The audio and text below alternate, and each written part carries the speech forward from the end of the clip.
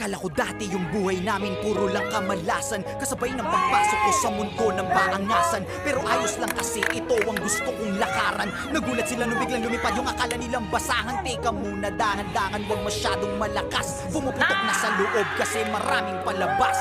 Baka meron dyang galit pero hindi lang nila malabas. Hindi kasi ako makasarili kaya pati sila hinila pataas. Teka, ang dami nagbago, ugali pati ng mukha mo. Ganun na ba yung mga dapat gawin para mahalin ang mga tao?